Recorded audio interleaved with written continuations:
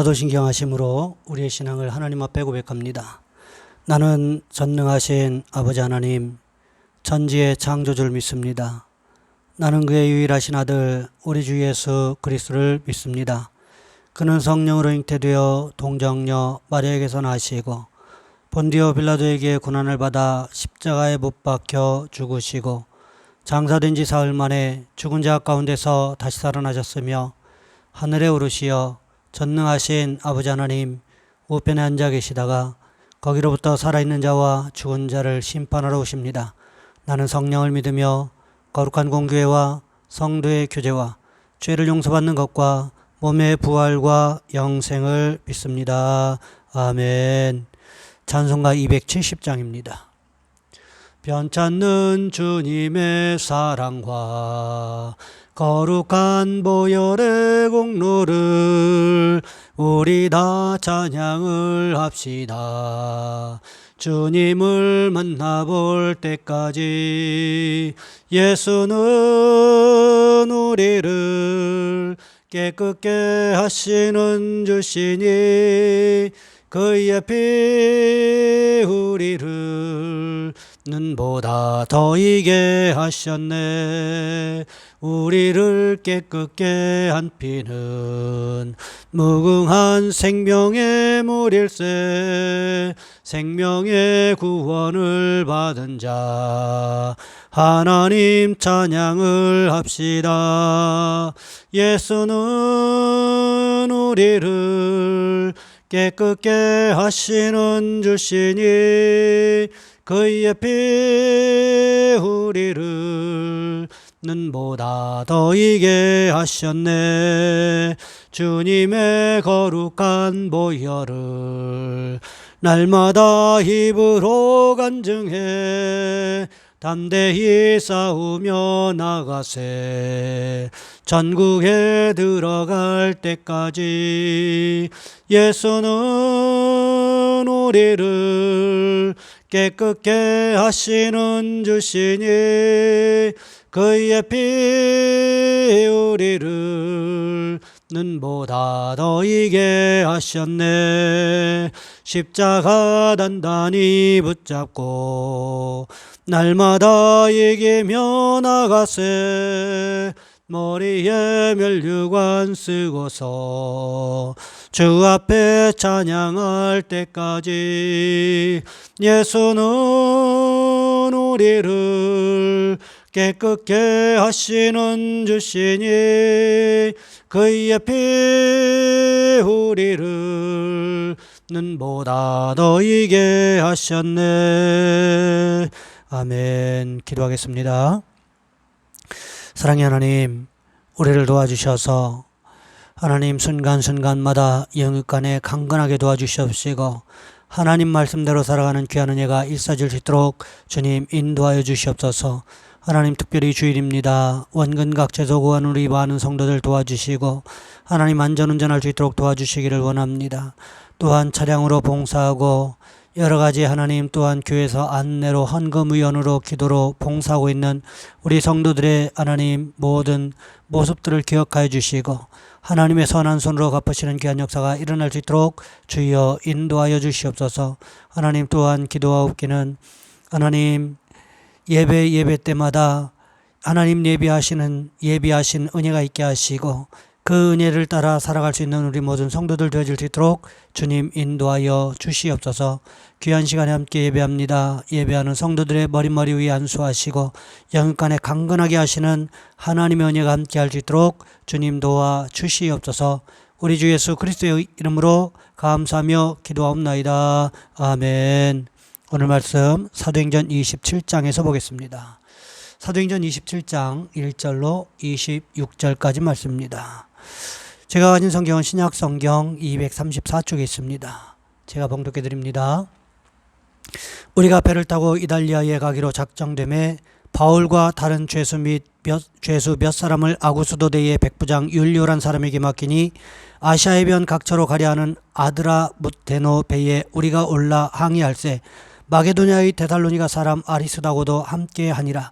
이튿날 시돈에 대니 율리오가 바울을 친절히 대하여 친구들에게 가서 대접받기를 허락하더니 또 거기서 우리가 떠나가다가 맞바람을 피하여 구브로 해안을 의지하고 항해하여 길리기아와 밤빌리아 바다를 건너 루기아의 무라시에 이르러 거기서 백부장이 이달리아로 가려 하는 알렉산드리아 배를 만나매 우리를 오르게 하니 배가 더디가 여러 날 만에 간신히 리도 맞은편에 이르러 풍세가 더 허락하지 아니하므로 살몬의 앞을 지나 그레데 해안을 바람막이로 항해하여 간신히 그 연안을 지나 미양이라는 곳에 이르니 라세아 시에 가깝더라. 여러 날이 걸려 금식하는 절기가 이미 지났으므로 항해하기가 위태한지라. 바울이 그들을 권하여 말하되 여러분이여 내가 보니 이번 항해가 하물과 배만 아니라 우리 생명에도 타격과 많은 손해를 끼치리라 하되 백부장이 선장과 선주의 말을 바울의 말보다 더 믿더라. 그 항구가 겨울을 지내기에 불편하므로 거기서 떠나 무쪼록 베닉스에 가서 겨울을 지내자 하는 자가 더 많으니 베닉스는 그레데 항구라. 한쪽은 서남을 한쪽은 서북을 향하였더라. 남풍이 순하게 불매 그들이 뜻을 이룬 줄 알고 닻을 감아 그레데 해변을 끼고 항해하더니 얼마 안 되어 섬 가운데로부터 유라굴로라는 광풍이 그에 일어나니 배가 밀려 바람을 맞추어 갈 수 없어 가는 대로 두고 쫓겨가다가 가우다라는 작은 섬 아래로 지나 간신히 거루를 잡아 끌어올리고 줄을 가지고 선체를 둘러감고 스르디스에 걸릴까 두려워하여 연장을 내리고 그냥 쫓겨가더니 우리가 풍랑으로 심히 애쓰다가 이튿날 사공들이 짐을 바다에 풀어버리고 사흘째 되는 날에 배의 기구를 그들의 손으로 내버리니라. 여러 날 동안 해도 별도 보이지 아니하고 큰 풍랑이 그대로 있음에 구원의 여망마저 없어졌더라. 여러 사람이 오래 먹지 못하였음에 바울이 가운데 서서 말하되 여러분이여 내 말을 듣고 그레데에서 떠나지 아니하여 이 타격과 손상을 면하였더라면 좋을 뻔하였느니라. 내가 너희를 권하노니 이제는 안심하라. 너희 중 아무도 생명에는 아무런 손상이 없겠고 오직 배뿐이니라. 내가 속한 바 곧 내가 섬기는 하나님의 사자가 어젯밤에 내 곁에 서서 말하되 바울아 두려워하지 말라. 내가 가이사 앞에 서야 하겠고 또 하나님께서 너와 함께 항해하는 자를 다 내게 주셨다 하였으니 그러므로 여러분이 안심하라. 나는 내게 말씀하신 그대로 되리라고 하나님을 믿노라. 그런즉 우리가 반드시 한 섬에 걸리리라 하더라. 아멘. 오늘 본문의 말씀을 가지고 하나님의 말씀을 들으라 라는 제목으로 함께 말씀을 살펴보겠습니다. 일본에서 만든 동영상 중에 이런 이야기가 있었습니다. 한 어린아이가 정신병원에 왔어요. 이 아이가 어느 날부터 그림을 그리기 시작한 겁니다. 여기까지만 보면 아이가 그림을 좋아하는가 보다 이렇게 생각할 수가 있었습니다. 그런데 문제는 이 아이가 도화지에 끝도 없이 검정색만을 칠해나가기 시작했다는 거지요. 검사하는 순간에도 계속해서 도화지 전체를 검정색으로 칠하기를 시작을 했습니다. 심각한 상황이라고 생각이 됐지요. 검사도 해보고 인지검사도 했고 하지만 아무런 결과가 나오질 않았어요. 몇 주를 그런 상태가 계속되자 의사, 부모, 선생님 모두 이 아이를 정신병원에 수용할 수밖에 없겠다 판단을 내리고 있었습니다. 마지막 결정을 앞둔 그 순간 의사가 한 가지 이상한 점을 발견합니다. 아이가 갑자기 흰색을 도화지에 칠하기를 시작을 한 거예요. 아이가 그린 까만 도화지 중에 흰색이 있었던 것이 발견이 된 겁니다. 의사가 생각을 했습니다. 아니 다 까만색인데 왜 갑자기 흰색이지? 그리고는요 이 의사가 갑자기 이상한 생각이 들어서 이 도화지 지금까지 색칠했던 모든 도화지를 가지고 체육관으로 갔어요. 그리고 병원 직원들의 도움을 받아서 그 도화지들 전부를 이 체육관 바닥에 펼쳐놓기를 시작을 했습니다. 그런데 그렇게 그림을 맞춰가다 보니까 한 가지 놀라운 사실이 보이게 된 겁니다. 그 까만 그림들은 까맣게 색칠한 것들은 사실 이 어린아이가요 고래의 실물 크기를 상상을 하면서 그린 것이었습니다. 검정고래를 실물 크기로 상상을 하면서 그리게 되면서부터 모든 종이를 검정색으로 칠하게 되었고 유일하게 하얀 부분이 되었던 것은 고래의 눈이었습니다. 이 아이는 전체 그림을 상상하고 그렸습니다. 그런데 어른들은요 한 부분만 보았다라는 거예요. 그래서 아이를 비정상적인 아이라고 이야기했고 아픈 아이라고 이야기했다는 것입니다. 부분을 보면 이해되지 않는 부분들이 분명히 있어요. 하지만 한 발자국 떨어져서 멀리에서 전체를 바라보면 이해가 되는 일들이 많이 있더라는 것입니다. 고통과 고난의 문제 역시 마찬가지일 수 있다는 것입니다. 지금 내 시각으로 보면 이것이 이해가 되지 않아요. 하나님의 그림이 보이지 않아요. 하나님은 계시지 않고 나를 도와주시지 않는 것 같아요. 그런데 전체를 보는 관점을 가지게 되면 그 부분들 하나하나가 모여서 내 인생의 아름다운 부분들을 이루어간다는 것을 알 수 있게 된다는 거지요. 여러분, 우리 인생도 마찬가지입니다. 힘들고 어렵고 그 고난을 통해서 한 단계 더 성숙해 나가는 것이 인생이더라는 것입니다. 믿음도 마찬가지라는 거예요. 여러분, 고난과 역경과 환난을 통하지 않고 믿음이 성장하는 법이 있을까요? 그런 법은 없습니다. 여러분, 오늘 본문에도 보시면 고난의 한가운데 빠져 있는 바울과 그와 함께 하고 있는 사람들의 모습을 기록을 하고 있습니다. 바울이 가이사에게 상소했지요. 그러자 어떻게 합니까? 바울을 이탈리아의 로마로 보내기 위해서 배를 태워요. 처음에는 작은 배를 탔습니다. 그런데 이 작은 배를 가지고는요, 이 지중해의 한복판을 지나갈 수가 없다는 거예요. 그래서 어떻게 합니까? 오늘 보면 6절 말씀에 보시면 이렇게 6절 말씀에 기록되어 있는 알렉산드리아라고 하는 지역에서 배를 무역선으로 갈아탑니다. 이 알렉산드리아라고 하는 곳은 로마의 제2의 수도이기도 했지만 지금의 이집트의 한 지역을 이야기를 합니다. 이집트 지역에서 무역선으로 갈아탔어요. 바울 당시에 죄인들을 압송하기 위해서는 이 무역선을 종종 사용하곤 했습니다. 전쟁으로 인해서 많은 배들이 불타고 또 전쟁을 위해서 미리 준비하다가 보니까 배가 턱없이 부족했기 때문에 그랬습니다. 그래서 군인들을 수송하거나 죄인들을 수송할 경우에 무역선과 협정을 맺어서 그 배를 이용하곤 했다라는 거죠. 이 상선에 누가 탔습니까? 백부장이 탔습니다. 그렇기 때문에 무역선이기는 하지만 배를 실질적으로 지휘하는 지휘권은 백부장에게 있었다는 거지요. 이렇게 죄인들을 실은 배가 로마를 향해서 떠나려고 하는 순간에 갑자기 사도 바울이 할 말이 있다고 합니다. 오늘 보면 10절 말씀에 보시면 이렇게 기록하고 있습니다. 말하되 여러분이여 내가 보니 이번 항해가 하물과 배만이 아니라 우리 생명에도 타격과 많은 손해를 끼치리라 하되. 바울이 말합니다. 여러분, 참 죄송한 이야기이긴 하지만 제가 지금 아주 중요한 이야기 하나를 하겠습니다. 다름이 아니라 지금 시기적으로 보아서 금식절기가 지났는데 이것은 곧 겨울이 다가온다는 말입니다.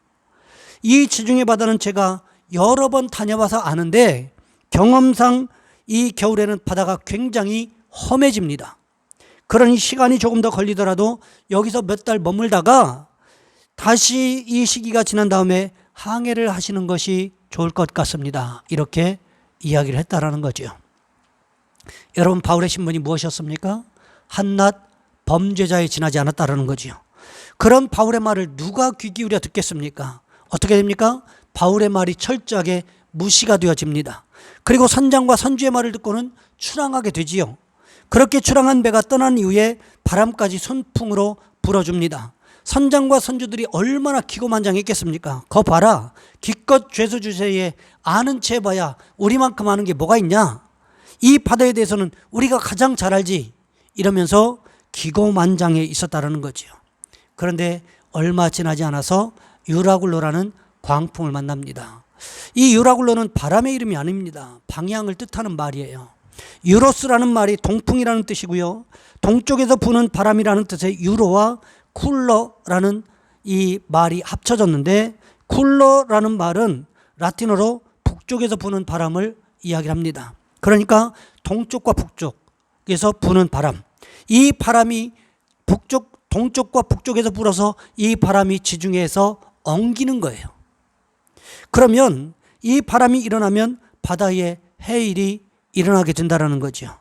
예전에 인도네시아에 몰아닥쳤던 해일과 비슷한 일이 일어날 수 있게 된다는 것입니다. 순풍에 돛단 듯 미끄러지던 배에 갑자기 유라굴로라는 이 광풍이 몰아닥친 거예요. 이때부터 상황이 급변하기 시작합니다. 배가 밀려 바람에 맞춰갈 수가 없으니까 그냥 가는 대로 내버려 두는 겁니다. 아무리 애를 써도 방향을 잡을 수 없으니까 그냥 될 대로 되라는 식으로 그냥 배를 놔두고 바람에 맡기고 가고 있는 형국입니다. 배는요, 이미 통제불능 상태에 빠져버렸습니다. 배에 있던 무역을 위해서 준비했던 수많은 물질들도 어떻게 했을까요? 상품들도 다 바다에 던져버렸습니다. 사흘째 되던 날에는 배의 기구조차도 거추장스러우니까 배에 있는 모든 기구들도 다 버려버립니다. 운항에 필요한 모든 기구들조차도 다 버려버렸다라고 기록하고 있어요. 구원의 여망도 보이지 않았다 이렇게 이야기합니다.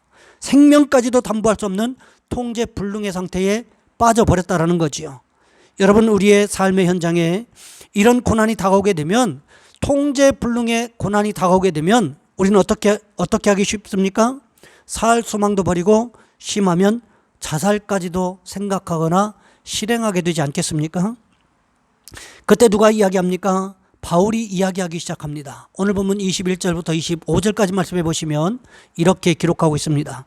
여러 사람이 오래 먹지 못하였음에 바울이 가운데 서서 말하되, 여러분이여 내 말을 듣고 글에 대해서 떠나지 아니하여 이 타격과 손상을 면하였더라면 좋을 뻔하였느니라. 내가 너희를 권하노니 이제는 안심하라. 너희 중 아무도 생명에는 아무런 손상이 없겠고 오직 베뿐이리라. 내가 속한 바 곧 내가 섬기는 하나님의 사자가 어젯밤에 내 곁에 서서 말하되, 바울아 두려워하지 말라. 내가 가이사 앞에 서야겠고 또 하나님께서 너와 함께 항해하는 자를 다 내게 주셨다 하였으니 그러므로 여러분이 안심하라. 나는 내게 말씀하신 그대로 되리라고 하나님을 믿노라. 바울이 지금 무슨 이야기를 하고 있습니까? 자신이 들은 하나님의 말씀을 사람들에게 이야기하고 있다는 거예요. 상황은 점점 더 나빠지고 있습니다. 이러다 배가 파손이 되고 온 모든 사람들이 다 이 지중해 바다에 빠져 죽을 것만 같았습니다. 이런 어려운 상황에서 바울이 말하고 있다는 거죠. 하나님의 말씀을 들었다고 이야기합니다. 그런데 보시기 바랍니다. 글에 대해서는 그렇게 목소리를 내던 선장과 선주들, 백부장이 도대체 어디에 갔습니까? 선원들 도대체 어디에 갔습니까? 아무 말도 안 하고 잠잠하고 있지 않습니까? 단지 누구의 말에 귀를 기울이고 있습니까? 바울의 말에 귀를 기울이고 있었다라는 거예요. 여러분, 우리가 숨조차 제대로 쉬기 어려운 고난 가운데 있습니까? 그렇다면 우리가 먼저 해야 될 일은 하나님의 말씀에 귀를 기울이는 일이라는 거지요. 왜 그렇습니까? 내가 감당할 수 없는 고난의 마스터키는 우리 하나님이 들고 계시기 때문에 그래요. 작은 고난들은 내 능력으로 충분히 감당할 수 있습니다. 하지만 내가 숨쉬기조차 어려운, 그 통제하기 버거운 이 인생의 고난과 환난들은 오직 하나님만이 해결해 주실 수 있다는 거지요. 바울과 같은 통제불능의 고난의 한복판을 지나가고 있습니까? 그렇다면 여러분, 하나님의 말씀에 귀를 기울이셔야 돼요. 하나님께서 내게 어떻게 말씀하시는가에 집중하셔야 된다는 거지요. 바라기는 우리도 바울과 같이 하나님의 말씀, 고난을 지나가는 가운데 우리에게 말씀하시는 하나님의 말씀을 들으시는 영적인 귀가 열리기를 원합니다. 그래서 하나님의 말씀에 순종하시는 저와 여러분, 우리 모두가 되시기를 주님의 이름으로 부탁을 드립니다. 이 시간 우리 한 목소리 함께 기도하겠습니다. 하나님, 고난 가운데 있는 우리 성도들 하나님께서 말씀해 주시고 그 말씀에 순종하게 도와주옵소서. 그래서 고난 가운데서도 하나님께서 인도하시는 인도하심을 경험하게 도와주옵소서. 이 시간 우리 주여 한번 간절히 부르신 후에 한 목소리 함께 기도합니다.